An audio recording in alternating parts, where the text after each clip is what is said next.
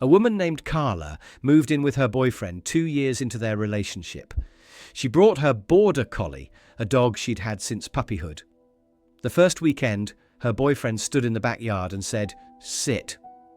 The dog looked at him, looked away, wandered off. Carla said the same word, same tone, same hand signal. The dog sat instantly. Her boyfriend laughed it off, but it stayed with him. Why does my command mean nothing? That question has a real answer. It's not about dominance. It's not about who the dog likes more. It's about something that runs much deeper than either of those things.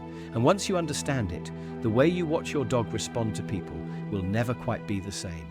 Here's the thing most people get wrong about obedience. They think it's about training. You taught your dog to sit, so your dog sits. Simple transaction. But the research doesn't support that framing. Your dog isn't responding to the word, they're responding to who's saying it. A study out of the Family Dog Project in Budapest used brain scanners to watch dogs process familiar versus unfamiliar voices giving identical commands. The activation patterns were not the same. A stranger's voice didn't light up the same regions. The words were identical. The reward history behind those words was not. Your dog isn't being stubborn when they ignore someone else. Their brain is doing exactly what it was built to do. Let me walk you through the mechanism, because it matters. Every time you say sit, and your dog sits and something good happens, your dog's brain logs that sequence. After enough repetitions, your voice becomes a reliable predictor of a specific outcome. Researchers call this a conditioned cue, but what it actually is, functionally, is a promise. Your dog has learned that when you give that signal, the world responds a certain way.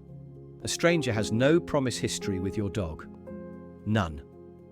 So when that stranger says the exact same word, your dog's brain is essentially asking, has this source ever been right before? No data. Not yet. Your dog isn't ignoring the command. They're waiting for a reason to believe it. But here's where it gets strange. Even when a stranger has treats, even when the reward is sitting right there in their hand, some dogs still won't respond. The research out of Vienna gives us a framework for this.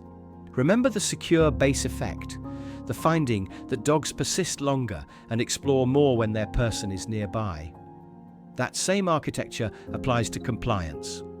Your dog's willingness to follow a directive is partially a function of who's asking. A stranger giving an instruction is, at a nervous system level, an unverified source. Treats help. Consistency helps.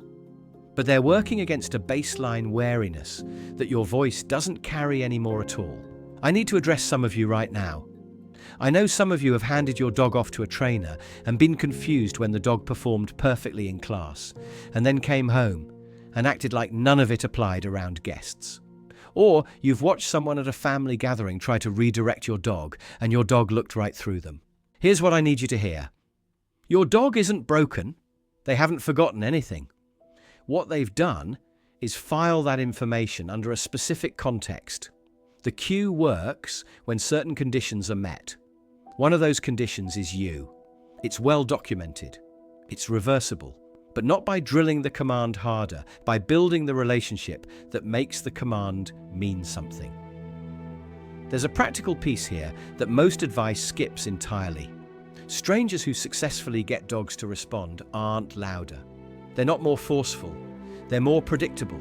They move slowly. Their signals are clean. They wait out the full response before doing anything else. Your dog's brain reads unpredictability as noise.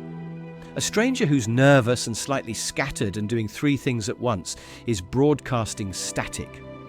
A stranger who goes still and makes one calm, clear request is giving your dog something their nervous system can actually process. That's why professional trainers seem like they have a gift. They don't. They've learnt to be extremely legible, and legibility, not authority, is what your dog is actually looking for. This loops back to something the Budapest team documented that I keep coming back to. The dogs in the scanner weren't just processing a voice. They were processing the relationship embedded in the voice. Familiar voices activated regions associated with reward anticipation and social bonding, not pattern recognition. Actual emotional content. Your dog doesn't follow your commands because you trained them better than a stranger could. They follow your commands because your voice carries years of being the person whose signals have always meant something real. A stranger has one voice and no history. None. Your dog's reluctance isn't disobedience. It's loyalty wearing a confusing mask. If you want someone else to get reliable responses from your dog, the path isn't repetition. It's time. Enough time to build a prediction, enough time to become legible, enough time to stop being a stranger. Tell me in the comments, has your dog ever flat out ignored someone else's command and then turned and followed yours without missing a beat? The specific moment. I read these. Okay, that's the closing segment for this episode. I'll return with another one soon.